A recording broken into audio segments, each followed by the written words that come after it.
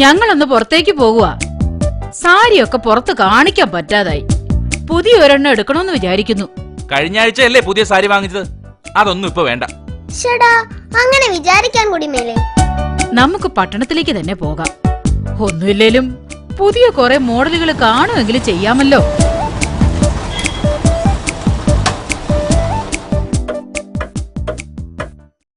ഇത് ഇന്നലെ വന്ന ഡിസൈനാ.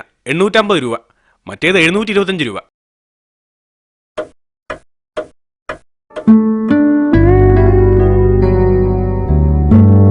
ഒന്നും ശരിയാവുന്നില്ല. ആദ്യം എടുത്ത സാരി തന്നെ മതി. സാരി ഇങ്ങോട്ട് താമച്ചി, ഞാൻ പിടിച്ചോളാം. എന്നാ പിടിച്ചോ, സൂക്ഷിച്ചോണം. ഏതായാലും ഞാൻ വിചാരിച്ച ഡിസൈൻ തന്നെ കിട്ടി.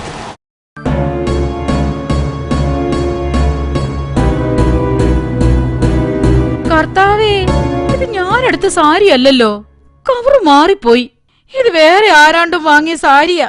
ചേച്ചേ, എന്തൊരു വൃത്തികെട്ട സാരി. ഇത് 4 പേരുടെ വെട്ടത്ത് കാണിക്കാൻ കൊള്ളാമോ?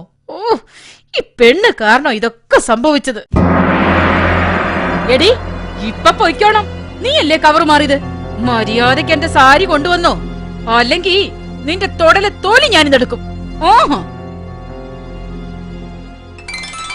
പേടിക്കണ്ടടി, വഴിയുണ്ട്. ഇതിൽ വില എഴുതിയിരിക്കുന്ന കണ്ടില്ലേ? വെറും 325 രൂപ. ഒരു പണി ചെയ്യാം. നോക്കമ്മച്ചി, ഈ സാരിയുടെ വില എത്രയെന്ന് കണ്ടോ? അയ്യോ, ഇത് 1325 രൂപയുടേതാണല്ലോ. അതാ ഇത് പിടിച്ചു നോക്കിയപ്പം തുണിക്കൊരു മിനുസം.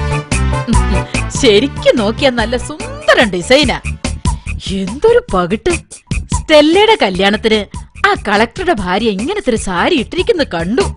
സാരി ഇങ്ങോട്ട് താ അമ്മച്ചി, ഞങ്ങളെ കൊണ്ടുപോയി മാറിക്കൊണ്ട് വരട്ടെ. ഓ, ഇനിയിപ്പൊ നിങ്ങള് പോണ്ട. അതൊക്കെ വലിയ മെനക്കെടാ.